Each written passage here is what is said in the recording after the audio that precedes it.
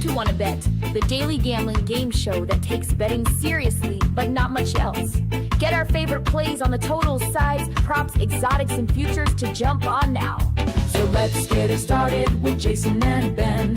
Let's get it started with Jason and Ben. Let's get it started with Jason and Ben. Satte klassen kere konsol babba konsol felina. Let's get it started with Jason and Ben.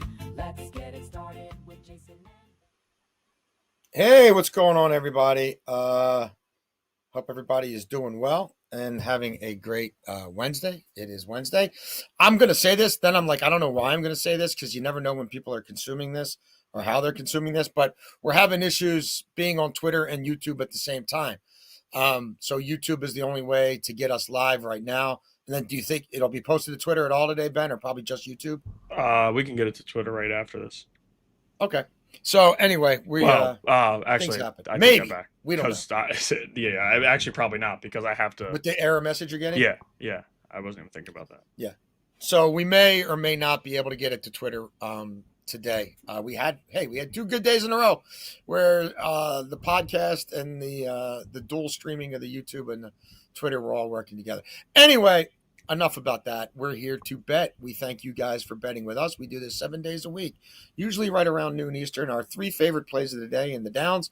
Fourth and short can be sometimes fourth and short, quick hitters to get you paid quickly in games, or fourth and long, maybe long shot bets, maybe long-term bets, maybe longest receiving bets.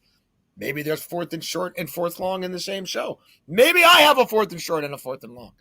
Overtime, football and football season. We give you parlays in soccer and NFL every single day, our favorite plays that we made, and we're fully transparent. We show you what we're doing, how we're doing it, and what our results are. Yesterday was solid. It would have been better if City didn't blow a 5-1 lead at Craven Cottage. And by blow it, I mean they still won 5-4, but we pushed on the Asian handicap there. But we got the first goal from our guy, Erling Haaland. Should have had 2 early in that game, Beltway Ben. Hit the inside of the post with his left foot early in the game, then had the banger on the volley. Had he scored that first one, maybe 6 goals would have been enough for them to cover the -1 and not push it. That Michigan State game, I mean, they barely got to 120. I mean, we were all over that one. We got 4 goals in the Spurs-Newcastle match. And we didn't get as many goals in Bournemouth as we thought we would. In fact, there was only 1. Beltway Ben, you were all over that Sixers game. Yeah, we hit 2 different plays in that one. Paul George, we needed him 10-plus points and 4-plus rebounds for both plays. We also threw Bagley in there for 6 boards to get us a little bit better of a number. We cashed both of those. We also cashed Notre Dame on the money line. That was a great game. Had the young kid shooting threes. He was killing it, kept them in that game, and then ultimately hit the game winner. And Grand Canyon's team total, I'll be completely honest with you, that was an awful read. That was cooked 3 minutes into the game when they still had 0 points. They didn't hit their first bucket until 15:49 the first half, and I knew at that point, I mean, you're just not cashing that in that spot. So that was a bad read, but other than that, it was a very, very good night. And Jalen Williams. We had Jalen Williams shot attempt. Yes. That cashed well. Nice. I was my Memphis under did not hit. It was kind of sort of alive through 3 quarters, but by the 4th quarter, it was cooked.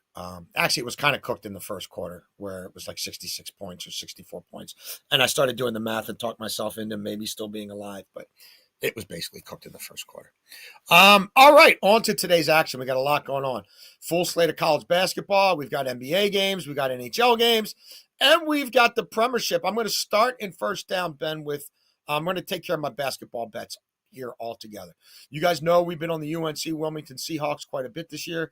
I watch a lot of CAA basketball and have for years. I do a lot of volume betting in the CAA. And I think this UNC team, the Seahawks, are the best team in the CAA. Soon enough, we'll get the conference play, but they host Marshall. Marshall has real issues turning the ball over. Marshall has real issues stopping anybody. And UNC Wilmington has the kind of size that they can bang down low with Marshall. And that's Marshall's carrying trait. But UNC's got a 6'8" kid, Gavin Walsh, off the bench. It looks like a legitimate, really good 6th man in the CAA. They've got a backcourt that's 6'7", 6'8", or should I say 6'6", 6'7". My guy, Greedy Williams, is going to be turning over this Marshall backcourt quite a bit. UNC gets a lot of steals. Marshall turns the ball over a lot. And like UNC has been a covering machine for us. 19-10 as a home favorite against the spread since 2023. 7 of their 8 wins this year are the blowout variety. Marshall 6-13-1 against the spread as a road dog since the start of 23. Non-conference games for the Herd since the start of the 2023-24 season. 12-17-1 against the spread. A lot of the computer models give UNC Wilmington an 84% chance to win. That, to me, is not emblematic of this line. I think Wilmington wins by double digits here.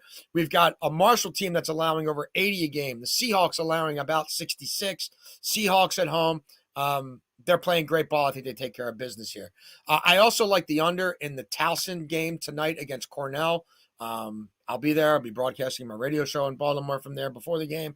I'll be watching the game. We're on Towson unders quite a bit, and for good reason. This is a big number for Towson, especially at home. Their highest total this season is 141. That was the opener against Loyola, a run and gun team.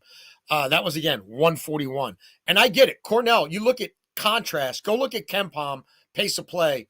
Cornell, like top 20 in the country. Towson, like bottom 5 in the country. But this is in Towson. They're a D and rebounding team, and I believe they will take the starch out of this game. Towson doesn't shoot the ball real well. They know who they are. They're not a great three-pointer team. They're a throwback team. They're going to hit a lot of twos. They got guys who hit intermediate shots. They win down low. They kill you on the boards. They kind of bore you to death. And I don't think they're going to let Cornell run here. Towson has been a dead under team in non-conference games. 22-9? Their last 31 non-conference games have gone under. Styles make fights, but this is a Towson team that the overs this year have been when good three-point shooting teams have got off on them early. They let JMU do it to them at JMU. They let UC San Diego do it to them last week in a tournament playing the third game in 3 days on a neutral site. I don't think they're letting the Big Red do it to them tonight. I think this game could be played in the mid-60s. I really like this under. And then in the NBA, look, I like Denver laying the 7.5 against Indiana. Denver's 6-2 against the spread as a road favorite. They've been shaky at home. They play with their food at home. They've been pretty good on the road. They're coming off a loss. They haven't lost 2 straight games all year. They tend to get their stuff back together quickly. Denver's average margin of victory on the road this season, 8.2 points. As a road favorite, their average margin of victory is 11 points. This is another spot where I see this as a double-digit type game. Indiana's been a little more competitive lately, but Indiana's 4-5 against the spread against the mighty Western Conference. And I think Denver, coming off some lackluster performances lately, gets the job done here against a Pacers team that, let's face it, is kind of already in tank mode. I'm going to go to college basketball, and I'll take a team that has had a pretty solid start. They're going in the wrong direction, but I do think they're going to figure it out. We're going to go with Georgetown, minus 17.5 at minus 110 against UMBC. Tonight, Wednesday night, UMBC's traveling right down the road. Not a big travel game for them, but yeah. I think Georgetown's going to blow them out of the gym. Now, since Iwuchukwu has been out for Georgetown, they have not played as good at basketball. I mean, the injury has changed everything for them. When he was on the court, they were able to beat Clemson, who was a solid team, and they were dominating in a lot of these ways. They were beating Maryland by 10, which that win doesn't look as good now, but they were playing much better basketball. Since he's been out, they haven't been good. UMBC doesn't have great interior bigs, and they don't do a lot of things like that well. They do try to run and gun and play fast, as they always have. I think it's going to be a pretty ugly game for them. I think Georgetown's going to be running and gunning. Their guards are good. They can score. And when you don't have a big to anchor inside, you have to play quick. And UMBC is the perfect matchup for that. I don't think the UMBC scoring is what we saw last year or even the year before. Their coach, coming from Penn State in the past, like that's what he's wanted to do. Run and gun with this team, regardless of who they're playing. And it's given them a chance in some matchups like against the Daytons, where they only lost by 7. And Georgetown went to overtime and ended up losing to Dayton as well. But for UMBC, the most recent big game was George Washington, and they beat them by 37. That's a little bit closer to what I expect to see tonight. Georgetown has to start dominating some of these non-conference games, and a big issue has been their slow starts. First half, they've been up somewhere in the single digits, 4 to 6 points in first halves, but I think tonight it's early and often they're going to be getting buckets, and the guard play is really going to carry Georgetown to a massive win tonight. In my opinion, I like Georgetown minus 17.5, minus 110. Nice. I was looking at that game as well. Second down. We got a nice slate of games in the Premiership today. We're not over all of them. There's two that stood out to us that we made plays on. One is Palace against Burnley. We've been fading Burnley quite a bit. Sorry, JJ Watt. We don't really fancy them. We think they are the second most Scheisse team in the Premiership to Wolves. Wolverhampton, definitely most Scheisse. They might be the worst team in Premiership history if they keep up the pace that they're on. But we don't fancy Burnley much either. And, when they score, it's kind of off a set piece that glances off somebody's ass and takes a weird deflection, or they score on a ridiculous flicked-on head-on off of a crazy long throw. But they don't do much from the run of play, even at home. And, yes, Palace has some serious home-road splits. But they're pretty good on the road this year. Fourth in the Premiership on the road, 3 wins, a draw, 2 losses. They've scored 8 times on the road and conceded just 4. Now, you can quibble about the competition, but it's Burnley. It's not great competition. Burnley's allowed 2 or more goals in 5 straight games. They've allowed 12 total goals in their last 5 games, and Burnley does not score at home. They lost 3-0 to Chelsea at home, lost 2-0 to Arsenal at home. They did beat Leeds 2-0, but Palace is much better than Leeds. They had a 0-1 loss at home. They basically failed to score in 3 of their last 5 at home. They're not in great form right now, and I think they know that the drop is coming, and we maybe have already seen the best of them. I like the way Palace can attack here. I think this is another spot where Palace can get a goal in the first 30 minutes of this game, and then Burnley's going to have to open up and play a style different than what they really want to do here. If you just want to play Palace on the money line, hey, I've done that too. But I do like Palace to win the 0 here, keep the clean sheet in the process, plus 162. I'm going to go to Thursday night's NFL game. We'll play the Cowboys and Lions, and I like the weird props, but here we're going to play the combined passing yardage over 528.5, which you can still find at minus 120. If you wait another day, I'm expecting it'll be at least 3 to 4 yards changed. I just don't see this staying there. It's a big number. It really is. I mean, 2 quarterbacks going for that is a lot.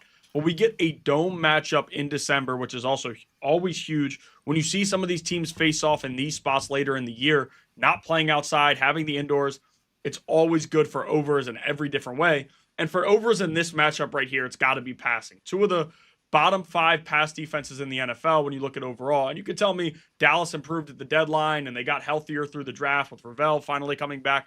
That's not going to stop this Detroit passing attack, especially with how good Dallas has got against the run. I mean, I'm buying into what they're doing against the run. Yeah. I'm still not buying what they're doing against the pass. I'm just going to be honest here. Since the deadline, they're allowing 263 passing yards per game. That's the 6th most in the NFL. Again, Ravel's playing more and more weeks. You're going to get better as you play. It's still early on in his NFL career. It's going to take some time. Now, the Lions, since the trade deadline, didn't do a ton. 246 they've allowed, which is the 11th most.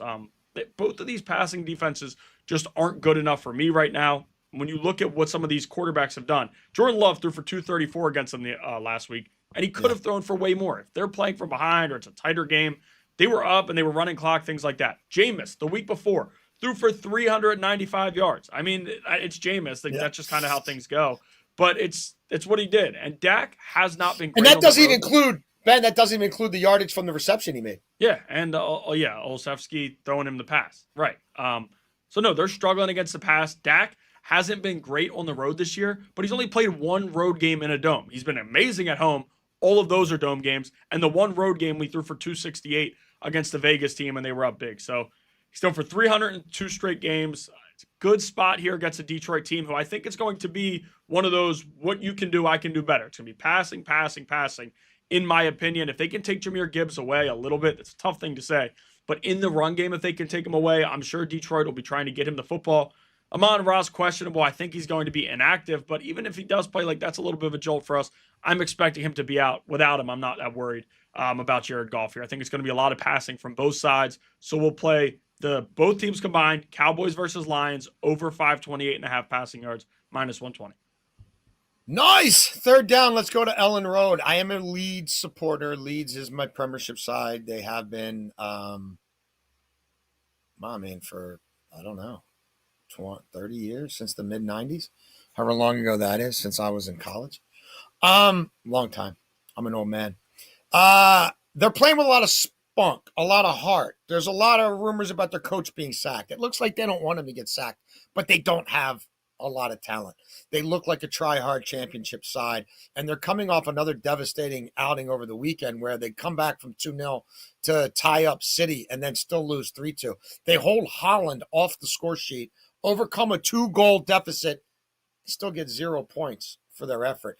And they come up against a Chelsea team that's really hot. So we're on this game a couple different ways. We think the Blues win this match, and we think they score at least 2 goals in the process, plus 125. We also like the Blues on the Asian markets, -1, plus 260. Make sure you play the Asian markets. And if you're trying to parlay things and same-game parlay things, there's a difference between, and we've talked about this before, between just a regular alternate spread and the Asian line. Why do we like the Blues so much? Well, Leeds have 1 win in their last 11 matches overall. There's that. Leeds have conceded 18 times in their last 8 matches. There's that. Leeds have allowed 2+ goals in 7 of their last 8 matches. There's that. Burnley scored twice on them. Forest hit the back of the net 3 times. Brighton scored on them 3 times. Chelsea's playing really good football right now. They've shown very well in the Champions League. They've turned over their roster some. They're playing their youngsters. Their youngsters are scoring and playing with confidence. And Chelsea has scored 2 times or more in 8 of their last 11 overall, including some much tougher Premiership and Champions League opposition. So, again, we're on Chelsea 2 ways. -1 on the Asian market and Chelsea money line plus over 1.5 team goals. We're going to the NBA here for third down. We're going to play Nick Claxton over 23.5 points and rebounds at -110. You guys have heard me do it a lot on here. We fade the Bulls defense with how they play. And the Nets, their offense is odd. I mean, it's a lot of Michael Porter Jr. shot chucking, and that's about it. And they don't have a lot of guys. Now, Mann is out tonight, and he's given them a little bit on the glass, and he's added, 8 to 10 points a game. That's fine. It's not the biggest loss, but it does mean you're going to have to add somewhere else. And to me, it's going to be Claxton against the team in the Bulls who have really struggled on the interior, scoring and rebounding. I mean, they're allowing more rebounds than all but 3 teams in the NBA and more points than all but 2. Like, this is a really, really bad defense. They're playing fast. The offense is awesome. They're going to try to score and say, match what we can do. I've talked about it a lot. We took Gogo Batazzi the other night over his rebounds. He cashed, and he's not like an aggressive scorer. We also stayed away from Wendell Carter, but there are a lot of centers that are clearing this against this team. And Vooch, he can give you a lot offensively, but Vooch is getting older, and he's kind of been outspoken, his frustrations with the defense. He's not great defensively either, which is kind of funny when he's talking about the rest of the team. They just aren't good on the interior defensively. Nick Claxton, earlier in the year, was clearing this regularly, and it slowed down a little bit, and some of that has to do with Michael Porter Jr. just becoming the chucker that he is, and he's always been a chucker. But I do expect Claxton to get the ball inside, work a little bit. And one big thing here, free throws. The Bulls are allowing more free throws than the majority of the teams in the NBA. In most of the weeks that we saw Claxton going over, he was shooting 6 to 8 free throws per game. Right now, it's been more like 3 to 4. I would expect more free throws tonight against the team. As I said, they're going to play fast. They're going to hack, and they just want to see if they can outscore you. And the Nets, as bad as they are, they can score a little bit in some of these matchups. I know against Milwaukee the other night they struggled, but in other matchups they've had success. Can they give me 110? If that's the case, Claxton will certainly be going for 24. Excellent. All right, 4th down. I will start with my 4th and short. Since that's what Ben has up there, then I'm going to put, I know Ben's got enough to do, but I'm going to add to him if he's going to be able to switch it to long, 4th and long after my 4th and short. So look, I look at I spend about an hour on the NHL a week. I'm not killing myself, but I sit down on Saturday. I look at all the games coming up ahead. I like to play first period overs. I look at those trends. I circle a couple matchups, and then I monitor those teams till we get up to those games and see whether I'm going to bet them and whether I feel strongly enough to give them out on the show. I like the first period over Jets and Les Habitants. We've been on Les Habitants overs quite a bit. Over 1.5 goals. This is -135, Ben. I'm sorry if I said +135. It's over 1.5 goals in the first period, -135. Winnipeg is over this in 8 of their last 11 games overall. Montreal is over in 6 of their last 10. Winnipeg is 9-5 to the over when they're on the road. They are 8-3 to the over in the first period. Their last 11 on the road. They just gave up 3 on the road in the first period the other night. Montreal's 7-3 to the over in the first period, their last 10 at home. There's been over 2.5s in Winnipeg first periods in what, 1, 2, 3, 4. 3 of their last 5 games have had 3 or more goals in the first period. So yeah, we're following the trend here, and kind of like the Nerfy market. When we see it and we like it, we take it. 4th and long, we're also on George Pickens, who you're going to hear a lot more about in this show. Long reception over 26.5 yards, -110. It's pretty much priced there everywhere. Look, I'll just tell you why I like Pickens so much now. So when I get to him later, I don't have to belabor the point. Where is Detroit really deficient? Oh yeah, now they're down their number 1 corner too. They're pretty good against the slot. They suck against legitimate number 1 outside receivers. They're allowing 15 yards per reception to outside receivers. That's 29th in the NFL. Pickens might be the number 1 outside receiver in the NFL right now. He's already bumping up on 1,200 receiving yards.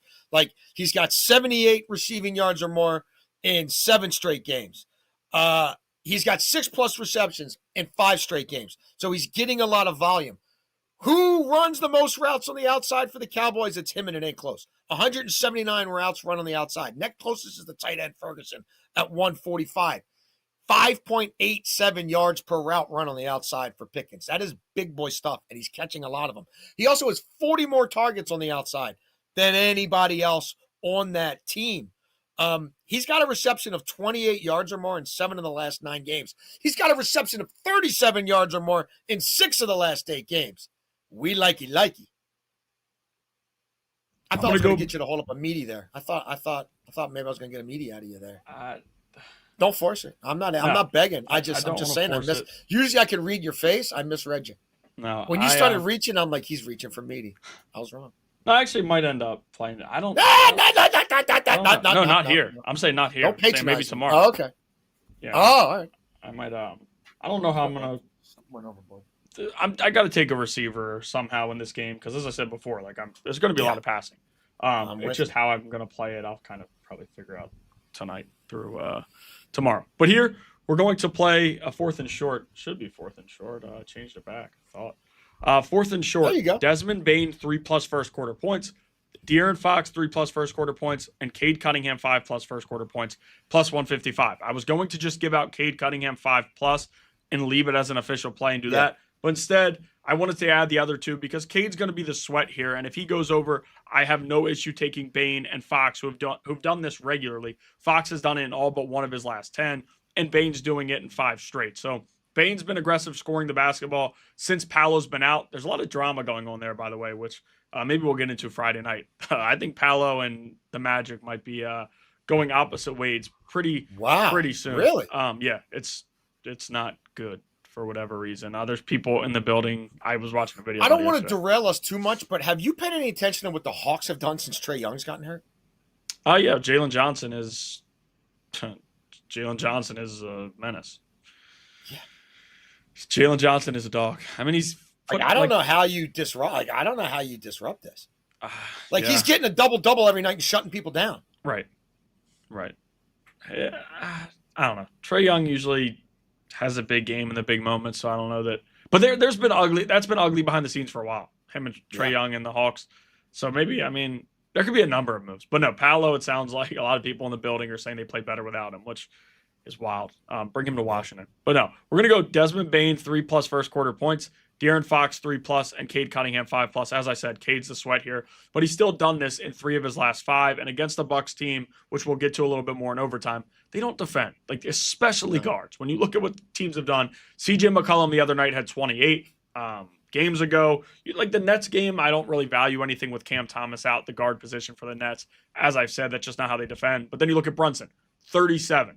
Point guards who handle the rock, are scoring with ease against them. And Cade's going to play 8 to 9 first quarter minutes. We need 2 buckets because he can shoot the 3. He gets to the free throw line. I have no issue taking him for 5+. De'Aaron Fox, with no Wemby, they need scorers, and he's been doing just that. And then Bain, as I said, with no Paolo, he is shooting a ton. We also can cash this with just 1 bucket because we know how good he's been from 3. So these 3 legs, again, Bain, 3+ first quarter points, De'Aaron Fox, 3+ first quarter points, and Cade Cunningham, 5+ first quarter points will get you +155. Excellent. All right, overtime. We're going to do the rest of our Pickens plays we've made here. Get this now because this afternoon you're not going to be able to get this for plus money. I'm convinced. I made this bet 2 days ago. I've been monitoring it for 2 days. It's about to die. The only place you can find plus money on it now is 365. 5 receptions and 80 yards for Pickens, plus 106 at 365. Pickens 100 yards or more, plus 210. He's got 144 in 2 of his last 3 games, by the way. And then we also like Dallas over their team total. We're going an alt number. Dallas over 27.5, plus 135. Detroit has allowed 27 or more in 3 of the last 5.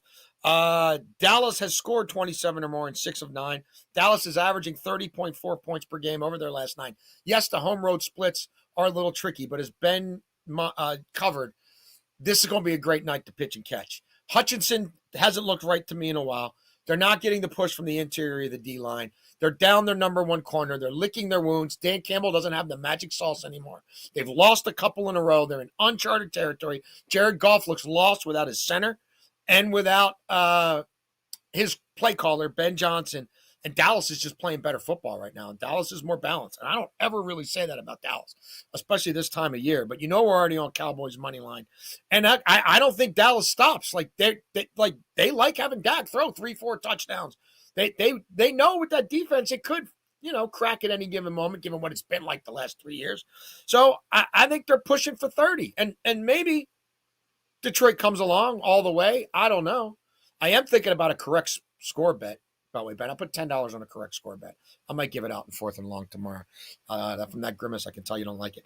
But Dallas over 27.5 points, plus 135. And then one other total that we jumped on that we think is maybe moving. We like the under. No, we love the under in the Tampa Bay New Orleans game. It's at 42.5, minus 110. You can find it in some places now.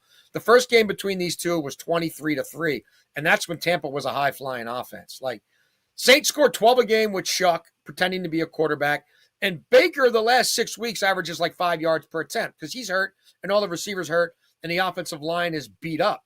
New Orleans is 9-3 to the under this year, folks. That's tied with the Texans for the most in the NFL. They go under by 3.33 points per game. I mentioned the 23-3 game that these two played. They're under in 6 of their last 9 meetings. Those games have averaged 38 points per game. Those games between the Saints and the Bucks have gone under, on average, by 10 points per game, going back over a 9-game sample size. And the Saints' last 20 division games, by the way, Ben, 14 have gone under.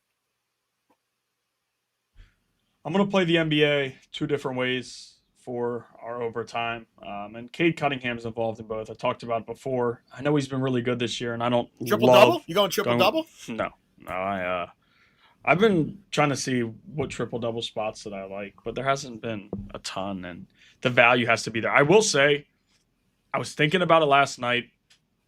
I don't know how smart it is. I might just give out 4th and long every game until Zion is back. Derek Queen, a half a unit on a triple-double. He hasn't got one. He's due for one. He's right around the number every single time, and one cash, quite honestly, would be well worth it for us. So I haven't officially said I'm doing it yet, but I think that's what I'm probably going to lean towards doing with how he's been with Zion out. And, the rookie triple-double, NBA, Instagram, and Twitter love that. I think it's coming. Yeah. I just have a good feeling about that. No bigs pass like he does. But, again, the trade. Well, and they love him, too, so they'll feed him. If he's close, I think, you know what I mean? I think guys will be looking to, rebounds, they'll clear out, they'll let him grab it. I think. And as bad as they've been, down 20 in the 4th quarter, are they really going to keep him out? This is what you have to sell. Yeah. No, exactly. This is what you have to sell. This is how you're selling tickets. Right. Fully agree. But no, we're going to go Cade 20-plus points and Kevin Porter Jr. 15-plus points, a plus 111 in the same matchup at the same game parlay. Cade we bring down to 20 just because I don't see any issue with him scoring 20 points. His number is 26.5. I did find that a little off. Maybe I'll look at what you could do for 25 and 15. I just played 20 to be safe, but I know some people might want more plus money. I'll look real quick. Plus 165. Wow. So if you want that, I'm giving this out as an official play. Yeah. But if you want a little bit more spice to it, 25 plus and 15 plus will get you plus 165. Cade's done this regularly. There's been no issues with him scoring 20-plus points. He's healthy. Since returning, he's still been the scorer that he once was. And then Kevin Porter Jr., this is his regular number. 15, over 14 and a half is his regular number. The dude scored 30-plus against the Wizards the other night. I get it was against the Wizards, but Jason and I have talked about a few times on the show. Giannis doesn't seem right. And if that's the case, they need other guys to score. The trade deadline addition of Kyle Kuzma is a joke. It's a slap in the face to the fans. And he doesn't give them much scoring. Nobody really does on that team outside of Rollins and Porter Jr. And we've seen Porter Jr. have big nights. He scored 50-plus like 7 years ago when he was in Houston. So I do think he's going to be strong scoring the basketball here. 15-plus points coming off of a 30-plus performance. And it's not a back-to-back. I know he's dealt with the injury and he got pulled out in that game, came back in, though, and he should be fine. He said he's good to go tonight. So, again, Kevin Porter Jr., 15-plus points. Cade Cunningham, 20-plus, which you can get a plus 111. And then the other play, which is an official play here, we're going to go with Cade over his points, rebounds, and assists, minus 110. I talked about it just earlier. Point guards have dominated the Bucks scoring. And you want to ask, well, why don't you just play points and rebounds and leave out assists? Because there's been games where Cade scores 30 and 11. Like, that's been a normal thing for him in recent years. And I think it's going to be a big night from him. Could he give me 36 and 8? Like, probably, but that would still get us there. I think that's about what we are. He's grabbing a lot of boards. Durant will grab boards, but when Cade's in there and wants to take it, they let him. They know what Cade brings to the table there. He's always adding on to his stats 1 through 40 minutes that he's playing because he does play a lot. And as bad as the Bucks have been, could they give the Pistons a run for their money tonight? I think so. And if that's the case, just give me a tight game in the fourth quarter. The Bucks can win or the Pistons can win, however it goes. I just need Cade Cunningham in the fourth quarter, and I expect to get that tonight. Coming off of the ugliest loss of the year for the Bucks losing to the Washington Wizards. So give me Cade over 42.5 points, rebounds, and assists at minus 110.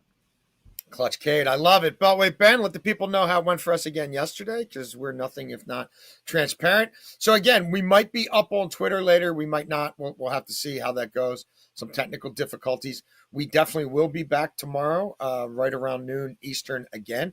One more Premiership game tomorrow. We will start looking at some weekend soccer. We've obviously got Thursday night football, more college and pro basketball. And yeah, hey, I don't know. I had a premonition. I got a correct score play on tomorrow night's game. What the heck? You only live once. $10. It'll be a choppy. You want nothing to do with it. Well, if it hits. Correct. I'll be honest with you. Correct score, first basket, all those. I really never mess with first basket, but correct score, I'll play it a couple times a year. And it's usually for some reason a Thursday night game. Probably because I'm sitting there working on a game and it's like I haven't, you know what I mean? I haven't fired all year. Start getting the urge. Yeah. Yeah. $10. I mean, I hear that, but I don't know. Anything that those books sell you. Oh, this guy hit this. Hey, get out of my face. Yeah, and they'll show the parlays where a guy almost hit 3 in a row, but the last one was just off. Come on. Yeah. C'est la vie.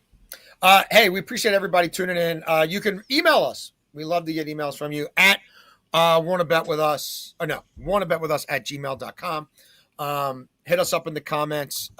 We appreciate it. And we thank you guys for betting with us, and we'll do it again tomorrow on WannaBet.